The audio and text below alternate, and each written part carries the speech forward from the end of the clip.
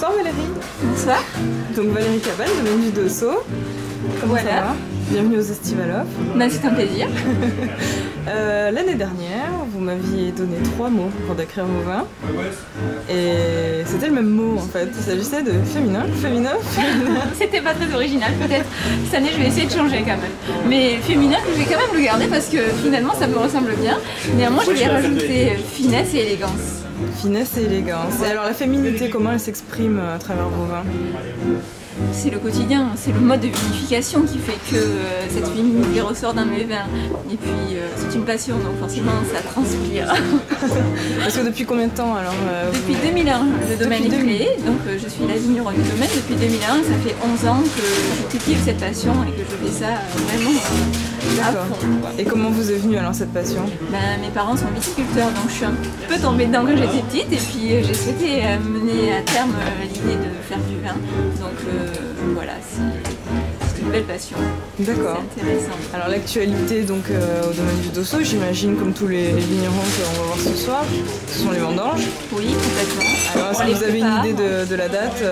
Je pense que d'ici une petite semaine et demie, je vais commencer à faire le rouge et le blanc en suivant.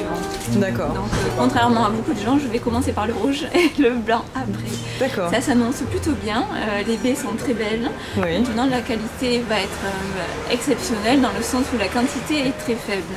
D'accord. Voilà, vraiment la quantité est moindre par rapport aux années antérieures. Donc on pense que la qualité sera donc de mise sur le millésime 2012. Et alors une quantité moindre par rapport à quoi? Au climat principalement? Je ne sais pas, non, à la sortie des raisins, on pense que la nature nous donne, alors voilà, quelquefois elle est moins généreuse, mais elle fait plus de qualité. Donc, d'accord, et vous arrivez à mesurer un petit peu le... Peut-être 25% de moins par rapport quand même. déjà l'année passée. Mais l'année passée c'était une belle récolte en quantité, donc voilà, les années se ressemblent pas. D'accord.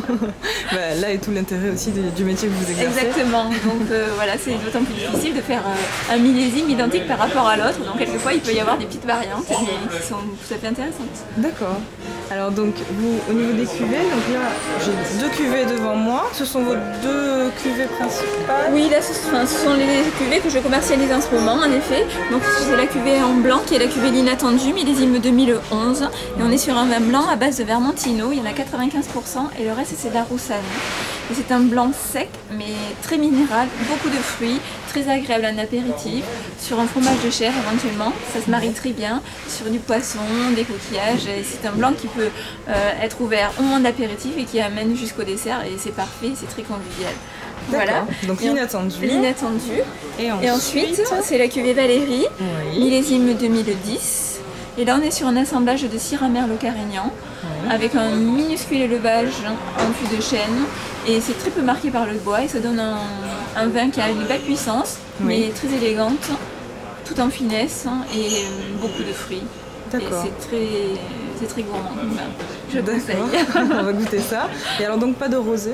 Non, pas de rosé. Est-ce que c'est un projet ou... Non, on en a fait une année et puis on a décidé de ne pas renouveler l'expérience parce que voilà, moi je préfère le blanc et le rouge. D'accord, c'est des goûts personnels. Voilà, exactement. D'accord, vous avez raison. Il faut suivre ce qui vous plaît. Voilà, complètement.